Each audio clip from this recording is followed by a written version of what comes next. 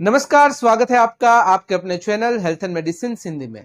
Anaemia series के chapter 2 में आज हम बात करेंगे टाइप्स ऑफ अनेमिया यानी कि अनेमिया के प्रकारों के बारे में, जिसके अंतर्गत हम टोटल 13 प्रकार के अनेमिया के बारे में बात करेंगे। वीडियो शुरू करने से पहले पिछले वीडियो की अपडेट दे देता हूं। पिछले वीडियो में यानी कि चैप्टर 1 में हमने बेसिक इंट्रोडक्शन के बारे में बात की थी, जिसके अंतर्गत अनेमिया क्या है, अनेमिया से जुड़े हुए कुछ स्टैटिस्टिक्स और कुछ महत्वपूर्ण बातों के बारे में चर्चा की थी। वीडियो की लिंक आपको नीचे डिस्क्रिप्शन में मिल जाएगी। अनेमिया की ट्रीटमेंट और उसके प्रिवेंशन के बारे में आगे बढ़ने से पहले हमें अनेमिया के प्रकारों के बारे में जानना काफी ज्यादा जरूरी होता है। अगर हमें अनेमिया के प्रकारों के बारे में पता होगा तो उस हिसाब से हम उस अनेमिया को ट्रीट और प्रिवेंट कर सकेंगे। अगर ब्रॉडर लेवल की बात की जाए तो ब्रॉडर लेवल पर अनेमिया को हम टोटल 3 कैटेगरीज में डिवाइड कर सकते हैं। सबसे पहले कैटेगरी है न्यूट्रिशनल अनेमिया, जिसके अंतर्गत हम टोटल 3 प्रकार के अनेमिया के बारे में बात करेंगे। दूसरी कैटेगरी है इनहेरिटेड अनेमिया, जिसके अंतर्गत हम 3 प्रकार के अनेमिया के बारे में बात करेंगे।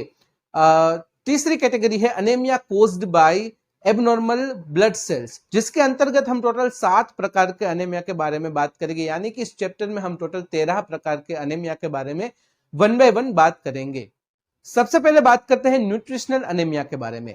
न्यूट्रिशनल अनेमिया का सीधा मतलब है कि जब भी हमारे शरीर के अंदर कोई महत्वपूर्ण विटामिन या फिर पोषक तत्व की कमी आती है, या फिर जब भी हमारे शरीर के अंदर कोई महत्वपूर्ण विटामिन के एब्जॉर्प्शन से रिलेटेड प्रॉब्लम शुरू होती है, तो ऐसी कंडीशन में जो अनेमिया की स्थिति सामने आती है उसे हम कहेंगे न्यूट्रिशनल अनेमिया।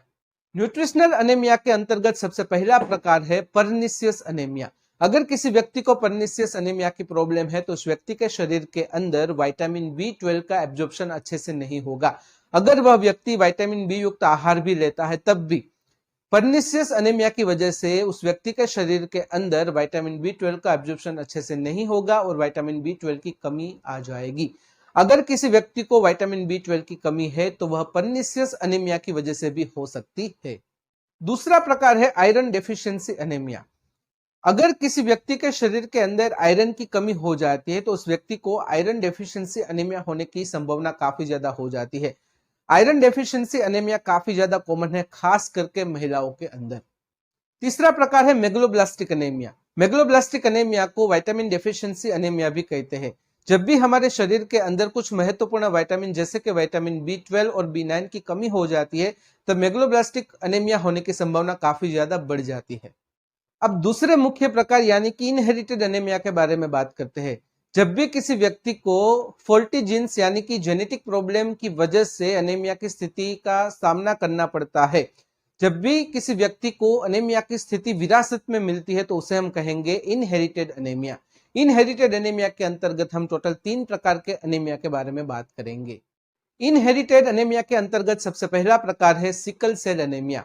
जब भी हमारे रेड ब्लड सेल्स के आकार में बदलाव होता है, जब भी हमारे रेड ब्लड सेल्स सिकल आकार के हो जाते हैं, सिकल का हिंदी नाम होता है दंतारी। एक एग्रीकल्चरल टूल है जिससे घास काटी जाती है मैन्युअली। अगर हमारे रेड ब्लड सेल्स सिकल आकार के हो जाएंगे तो उसकी नेगेटिव इफेक्ट हमारे ब्लड फ्लो पर होगी, तो जिससे ब्लड फ्लो रुक सकता है और दूसरी प्रॉब्लम्स भी सामने आ सकती है। नंबर 2 है थैलेसेमिया। एबनॉर्मल जीन्स की वजह से, एबनॉर्मल जेनेटिक्स की वजह से जब हीमोग्लोबिन ही नहीं बन पाता तो उसे हम थैलेसेमिया कहते हैं। पहले थैलेसेमिया के बारे में काफी कम अवेयरनेस थे, इसीलिए थैलेसेमिया के केसेस काफी ज्यादा आते थे। लेकिन अब थैलेसेमिया के बारे में लोगों में अवेयरनेस है, लोग थैलेसेमिया टेस्ट करवाते हैं। खास करके शादी से पहले लोग थैलेसेमिया टेस्ट करवाते हैं ताकि जो होने वाले बच्चे हैं उसमें थैलेसेमिया की प्रॉब्लम ना हो। वैसे डेवलप कंट्री के अंदर थैलेसेमिया के काफी कम मामले होते हैं, लेकिन जो भी कंट्रीज अंडर डेवलप है, जो भी डेवलपिंग हो रही है, तो वहां पर थैलेसेमिया की कम अवेयरनेस की वजह से थैलेसेमिया के केसेस ज्यादा आते हैं। तो जब भी फॉल्टी जीन्स की वजह से, एबनॉर्मल जेनेटिक्स की वजह से हीमोग्लोबिन बन ही नहीं पाता है तो उसे हम थैलेसेमिया कहते हैं। तीसरा प्रकार है फानकोनी एनीमिया। फानकोनी एनीमिया के अंतर्गत हमारे बोन मैरो में रेड ब्लड सेल्स बन ही नहीं पाते हैं, जिससे रेड ब्लड सेल्स की कमी आती है। अगर किसी व्यक्ति को फानकोनी एनीमिया है तो उस व्यक्ति को अनीमिया के जो भी सामान्य लक्षण है वो तो दिखाई देंगे ही साथ उस व्यक्ति को इन्फेक्शन होने के चांसेस काफी ज्यादा बढ़ जाएंगे, क्योंकि फानकोनी एनीमिया के अंतर्गत रेड ब्लड सेल्स तो नेगेटिवली अफेक्ट होते ही है, साथ व्हाइट ब्लड सेल्स जो हमारे शरीर के सैनिक माने जाते हैं वो भी नेगेटिवली अफेक्ट होंगे, जिससे इन्फेक्शन होने की संभावना काफी ज्यादा बढ़ जाएगी। अब बात करते हैं अनेमिया के तीसरे मुख्य प्रकार के बारे में, यानी कि anaemia caused by abnormal blood cells.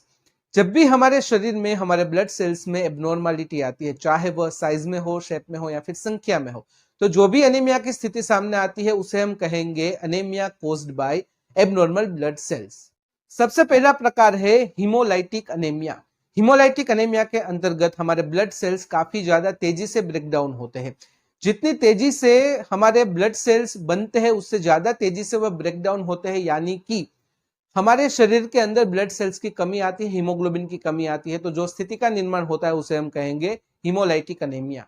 दूसरा प्रकार है अप्लास्टिक अनेमिया। जब भी हमारा बोन मेरो डैमेज होता है, चाहे वह बाय बर्थ हो, कोई इंजरी की वजह से हो, रेडिएशन थेरेपी की वजह से हो, कीमोथेरेपी की वजह से हो, इन्फेक्शन की वजह से हो या फिर कोई केमिकल एक्सपोजर की वजह से हो, जब भी हमारा बोन मेरो डैमेज होता है तो हमारा बोन मेरो अच्छे से रेड ब्लड सेल्स बना नहीं पाता है और रेड ब्लड सेल्स की कमी आती है, तो उसे हम कहेंगे अप्लास्टिक अनेमिया। तीसरा प्रकार है auto immune haemolytic anaemia. Auto immune haemolytic anaemia एक रेयर इम्यून डिसऑर्डर है। जब भी हमारी अपनी इम्यून सिस्टम हमारे अपने ही रेड ब्लड सेल्स को फॉरेन सब्सटेंस समझ लेती है और उस पर अटैक कर देती है, तो हमारे शरीर के अंदर रेड ब्लड सेल्स की कमी आती है, जिसे हम कहेंगे ऑटो इम्यून हीमोलाइटिक अनेमिया। चौथा प्रकार है सिडरोब्लास्टिक अनेमिया। सिडरोब्लास्टिक अनेमिया के अंतर्गत जब भी हमारे शरीर के अंदर पर्याप्त मात्रा में रेड ब्लड सेल्स नहीं होते हैं, लेकिन उसके सामने बहुत ही ज्यादा मात्रा में आयरन मौजूद होता है, तो रेड ब्लड सेल्स की कमी की वजह से आयरन के यूज होने की मात्रा बहुत ही कम हो जाती है और जो भी अनेमिया सामने आता है उसे हम कहेंगे सिडरोब्लास्टिक अनेमिया। पांचवा प्रकार है माइक्रोसाइटिक अनेमिया। जब भी हमारे शरीर में रेड ब्लड सेल्स की साइज नॉर्मल साइज से काफी छोटी हो जाती है, तब माइक्रोसाइटिक अनेमिया की स्थिति सामने आती है। पर्याप्त हीमोग्लोबिन ना होने की वजह से हमारे रेड ब्लड सेल्स की साइज काफी ज्यादा छोटी हो जाती है। नंबर 6 है मैक्रोसाइटिक अनेमिया। माइक्रोसाइटिक अनेमिया से बिल्कुल उल्टा। जब भी हमारा बोन मेरो नॉर्मल साइज से बड़े साइज में रेड ब्लड सेल्स बनाता है, यानी कि एबनॉर्मल रेड ब्लड सेल्स बनाता है, तब मैक्रोसाइटिक अनेमिया की स्थिति का निर्माण होता है। यह एबनॉर्मल रेड ब्लड सेल्स के अंदर पोषक तत्व की भी कमी होती है। वैसे तो यह प्रकार इतना ज्यादा गंभीर नहीं है, लेकिन अगर इसे नजरअंदाज किया गया तो इन फ्यूचर बहुत ही बड़ी प्रॉब्लम हो सकती है। नंबर 7 है नॉर्मोसाइटिक अनेमिया। जब भी आपके शरीर के अंदर रेड ब्लड सेल्स की मात्रा नॉर्मल मात्रा से काफी कम होती है, साथ ही साथ उस रेड ब्लड सेल्स के अंदर हीमोग्लोबिन की मात्रा भी नॉर्मल मात्रा से कम होती है, तब नॉर्मोसाइटिक अनेमिया की स्थिति सामने आती है। ज्यादातर केसेस में कुछ मेडिकल कंडीशन की वजह से, कुछ अंडरलाइंग मेडिकल कंडीशन की वजह से नॉर्मोसाइटिक अनेमिया होने की संभावना रहती है। तो ऐसे केसेस में डॉक्टर सबसे पहले तो वह अंडरलाइंग मेडिकल कंडीशन को ट्रीट करते हैं, उसके बाद नॉर्मोसाइटिक अनेमिया को ट्रीट करते हैं। तो यह थी जानकारी अनेमिया के 13 प्रकारों के बारे में। वैसे तो अनेमिया के काफी ज्यादा प्रकार होते हैं, लेकिन जो मोस्ट कॉमन 13 प्रकार थे उसके बारे में मैंने आपको बता दिया।